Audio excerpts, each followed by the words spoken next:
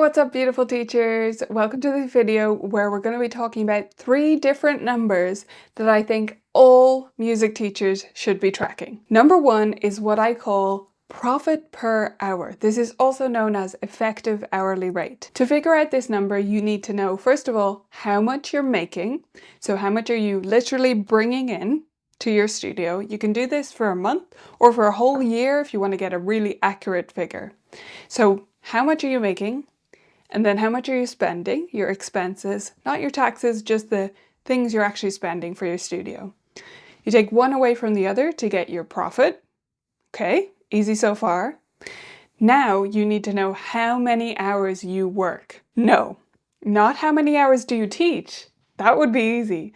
But how many hours do you work every week? So this includes your admin time, your lesson planning, when you're just browsing through Pinterest, when you're watching professional development videos like this one, all of that stuff. If you have no idea, you might do a little tracking exercise for a week or so to see how much time you're spending on work. And then you just get to divide one by the other. So you've got your profit divided by the number of hours you work, and you've got your answer.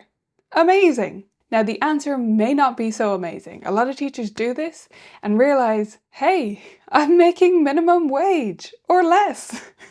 And that's awful. My heart breaks for you. But if that's the case for you, then looking at this number is not something to fear. Because if you figure out what it is, then you can look it in the eye and you can fix it. Are you spending too much? Are you not charging enough? Do you not have enough students? What is it? What's the problem? If you just pretend this number doesn't exist and just plow along, things are never going to get better. Number 2, I think every teacher should track how many months on average students have been in their studio.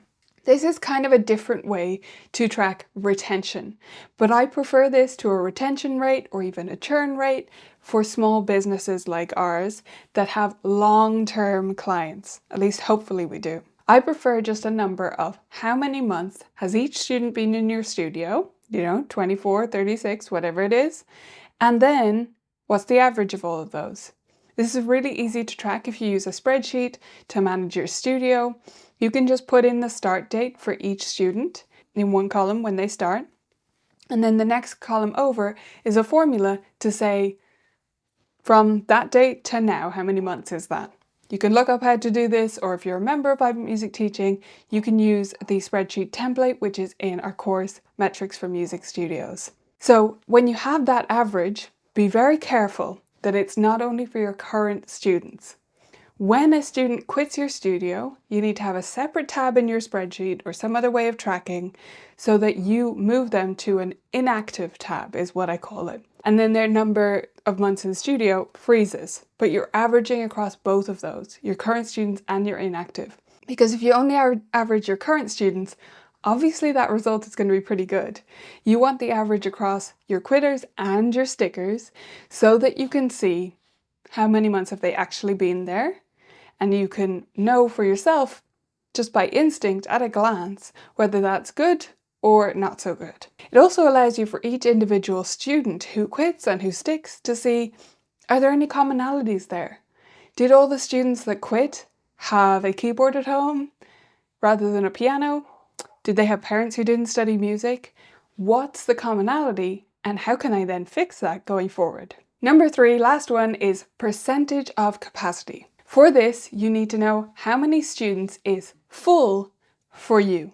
So you can just have a guess at this number. What number feels right? Is it like 30 students or 40? You'll have a better idea if you've been teaching longer, and not much of a clue if you haven't been teaching for very long at all. But have a guess at it anyway. And then put it to the test. So look at that number and say, okay, if I had 30 students, how much would I be making? Is that enough money? And also, if I had 30 students, would they fit in my availability that I have for teaching in the week? Do they fit in a timetable that's comfortable for me? You have to test these things. You can't just go, 30 sounds good. You have to know that that's going to be enough money and that you have enough time to do it. And if it's not, in either of those directions, you need to rethink the number, rethink your fees, rethink your time, etc. Once you know how many students is full, you can work out the percentage that you are currently full right now. So if you're completely full, if you can have 30 students and you have 30 students, it's 100%. Congratulations.